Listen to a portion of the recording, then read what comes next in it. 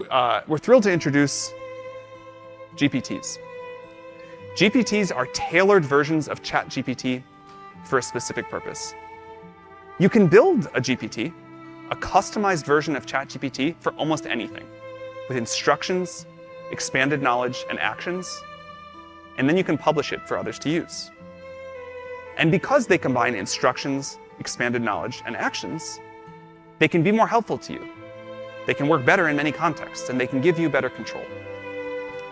They'll make it easier for you to accomplish all sorts of tasks or just have more fun, and you'll be able to use them right within ChatGPT. You can, in effect, program a GPT with language just by talking to it. It's easy to customize the behavior so that it fits what you want. This makes building them very accessible, and it gives agency to everyone. So, with GPTs, we're letting people easily share and discover all the fun ways that they use ChatGPT with the world. You can make private GPTs, like I just did. Or you can share your creations publicly with a link for anyone to use. Or, if you're on ChatGPT Enterprise, you can make GPTs just for your company. And later this month, we're going to launch the GPT Store. You can list a GPT. Thank you. I appreciate that.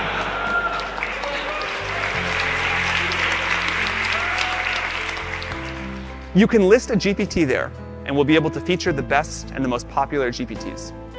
Of course, we'll make sure that GPTs in the store follow our policies before they're accessible. Revenue sharing is important to us. We're going to pay people who build the most useful and the most used GPTs a portion of our revenue. And with our new text-to-speech model, you'll be able to generate incredibly natural-sounding audio from text in the API with 6 preset voices to choose from. I'll play an example. Did you know that Alexander Graham Bell, the eminent inventor, was enchanted by the world of sounds? His ingenious mind led to the creation of the graphophone, which etched sounds onto wax, making voices whisper through time. This is much more natural than anything else we've heard out there. Voice can make apps more natural to interact with and more accessible. It also unlocks a lot of use cases like language learning and voice assistance with our new Assistants API. The Assistants API includes persistent threads, so they don't have to figure out how to deal with long conversation history, built-in retrieval, code interpreter, a working Python interpreter in a sandbox environment, and of course, the improved function calling that we talked about earlier. So we'd like to show you a demo of how this works. Imagine I'm building Wanderlust, a travel app for global explorers, and this is the landing page. But let's enhance this app by adding a very simple assistant to it. This is the screen. We're going to come back to it in a second. First, I'm going to switch over to the new Assistants Playground. Creating an assistant is easy. You just give it a name, some initial instructions. If I say, hey, let's go to Paris. All right.